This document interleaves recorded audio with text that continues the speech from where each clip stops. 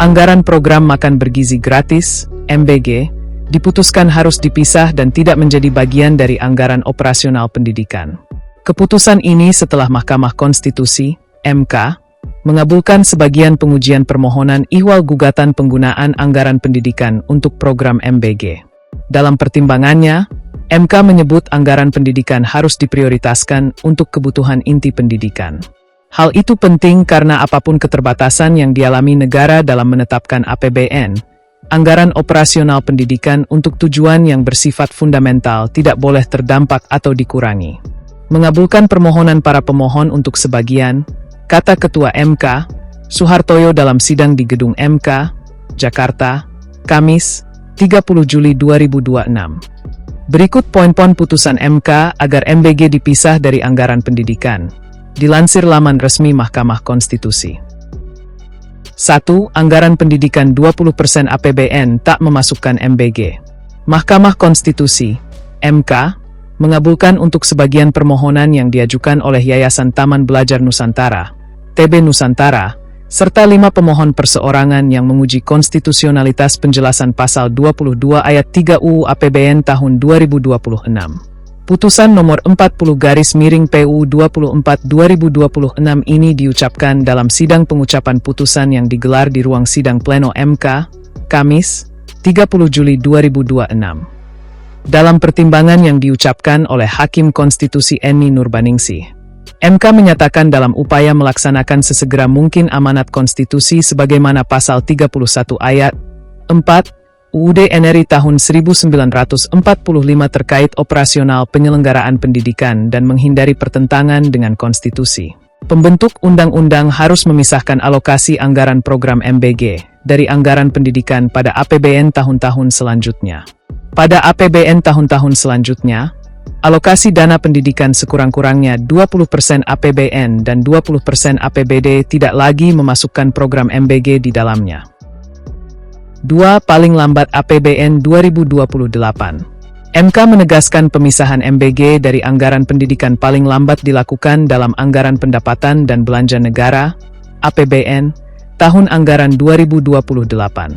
Hal ini karena mempertimbangkan kebutuhan waktu yang diperlukan pembentuk undang-undang dalam memperhitungkan dan menyusun struktur dan kebutuhan APBN dalam penyelenggaraan negara. 3. Syarat bisa masukkan MBG ke anggaran pendidikan APBN 2027. Terhadap APBN 2027 yang sedang dalam proses penyusunan, anggaran program MBG masih tetap akan menjadi bagian dari anggaran operasional penyelenggaraan pendidikan. Hal tersebut hanya dapat dibenarkan sepanjang tidak mengurangi alokasi anggaran pendidikan sekurang-kurangnya 20% dari APBN dan APBD untuk memenuhi komponen utama pendidikan di luar anggaran program MBG. Kemungkinan untuk tahun 2027 dimaksud tidak dapat dilepaskan dari kondisi faktual bahwa proses penyusunan Undang-Undang APBN tahun 2027 dengan segala asumsi kebutuhan anggaran tahun 2027 yang telah dipersiapkan dan dibahas sejak awal tahun 2026 guna memenuhi kebutuhan anggaran penyelenggaraan negara tahun 2027. 4. Program MBG tetap konstitusional. Meskipun MK menyatakan penjelasan pasal 22 ayat 3 UU APBN tahun 2026 telah menciptakan ketidakpastian hukum, namun Mahkamah juga menegaskan program MBG secara substansi adalah konstitusional sebagai wujud program prioritas pemerintahan hasil pemilihan umum tahun 2024. Oleh karena itu, anggaran penyelenggaraan program MBG harus disusun sebagai satu alokasi anggaran tersendiri atau terpisah dari anggaran pendidikan dalam Undang-Undang APBN. Dalam hal ini, MK mempertimbangkan kepentingan negara serta dampak yang ditimbulkan dan berbagai persoalan hukum yang potensial menimbulkan ketidakpastian hukum dan pelanggaran hak konstitusional. Oleh karena itu, APBN 2026 harus tetap dinyatakan konstitusional meskipun penjelasan pasal 22 ayat 3 UU 17 2025 telah dinyatakan bertentangan dengan UUD NRI tahun 1945 dan tidak memiliki kekuatan hukum mengikat secara bersyarat sepanjang materi tersebut tidak lagi dipergunakan untuk APBN tahun-tahun berikutnya. Mahkamah Konstitusi baru saja mengeluarkan putusan bahwa program MBG itu harus dipisahkan dari anggaran pendidikan. Itu tanggapannya dari Istana seperti apa, Mas? Baik, pertama-tama terima kasih.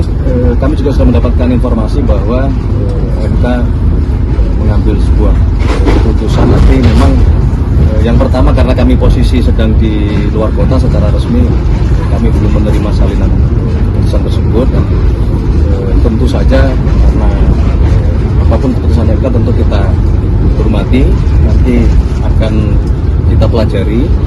Karena bagaimanapun kalau berkenaan dengan masalah anggaran, tentu kita tidak berdiri sendirian, karena anggaran itu kan kita susun juga bersama-sama dengan teman-teman kita di DPR. Jadi mohon waktu.